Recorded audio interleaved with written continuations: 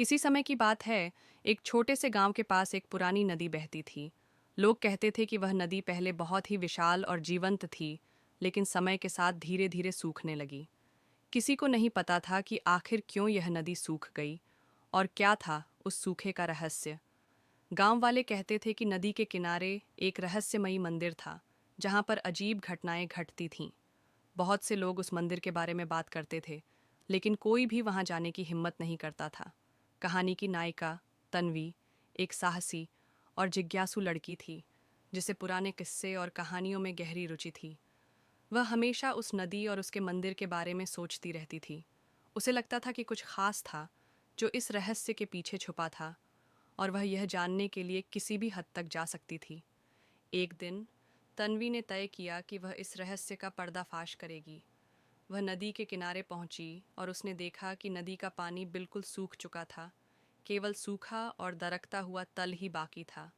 नदी की बर्फ जैसी सफ़ेदी अब मिट्टी में बदल चुकी थी और उसके किनारे खड़े पेड़ अब सूख चुके थे। तन्वी ने महसूस किया कि नदी में कुछ और था, एक अदृश्य शक्ति जो उसे खींच रही थी।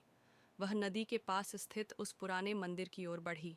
मंदिर के भीतर प्रवेश करते ही उसे एक अजीब सी ठंडक महसूस हुई। चारों ओर की दीवारों पर उकेरी गई अद्भुत आकृतियां और चित्र जैसे किसी बहुत पुरानी सभ्यता के थे, जिनका कोई मतलब समझ पाना मुश्किल था। तन्वी ने महसूस किया कि कोई तो था जो इस मंदिर के अंदर मौजूद था। अचानक मंदिर की हवा में हलचल सी हुई और एक बासमती धुएं का बादल फैलने लगा। तन्वी घबराई नहीं। उसने धीरे धीरे मंदिर की गहरी ओर बढ़ने का फैसला किया। उसके मन में एक सवाल था, क्या इस मंदिर का पानी से कोई संबंध है? जैसे ही वह मंदिर के भीतर के एक कमरे में पहुंची, उसने देखा कि एक पुराने पत्थर के तख्त पर एक पुस्तक रखी थी। पुस्तक को खोलते ही उसे एक संदेश मिला जो पुराने समय के एक साधु ने लिखा था। उसने लिखा था, यह नदी एक पवित्र स्रोत थी जो जीवन और मृत्यु के बीच का संतुलन बनाए रखती थी। लेकिन एक दिन एक व्यक्ति ने यहाँ के जल को चुराने की कोशिश की और तभी से यह नदी धीरे धीरे सूखने लगी। अगर इस रहस्य को समझना है तो तुम्हें पहले उस व्यक्ति का पता लगाना होगा जिसने इस पवित्र धारा को चुराने की कोशिश की थी। तन्वी ने सोचा, कौन था वह व्यक्ति? और उस दिन से उसकी यात्रा शुरू हो गई। वह नदी के आसपास और मंदिर के रहस्यों को खंगालने लगी। धीरे धीरे उसे पता चला कि यह व्यक्ति कोई और नहीं, बल्कि उस गांव का ही एक पुराना निवासी था जिसे लोग शैतान मानते थे। उसका नाम था विजय।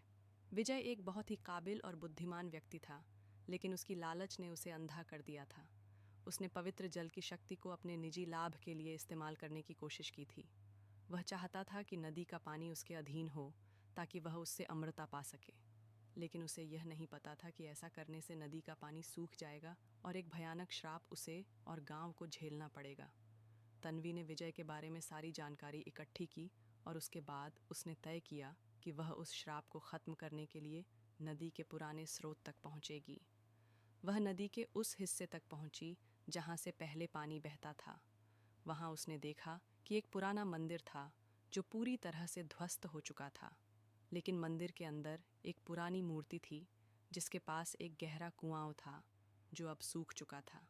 तन्वी ने समझ लिया कि विजय की लालच के कारण इस नदी का स्रोत बंद हो गया था।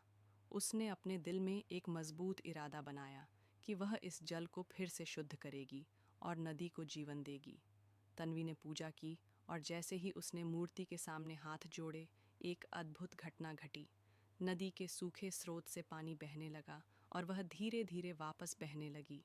विजय का शाप खत्म हो गया था और नदी ने फिर से जीवन प्राप्त किया। लोग हैरान थे कि नदी का पानी वापस आ गया था।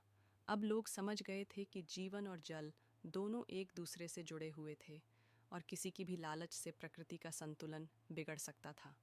तन्वी ने न केवल नदी को जीवन दिया, बल्कि उसने सबको यह भी सिखाया कि अगर हम प्रकृति के साथ समझदारी से रहते हैं तो वह हमेशा हमें अपने आशीर्वाद देती है। और इस तरह नदी फिर से बहने लगी और गांव का जीवन एक बार फिर से सामान्य हो गया। लेकिन तन्वी का दिल हमेशा उस रहस्यमयी धारा और उस रहस्य के बारे में सोचता रहा।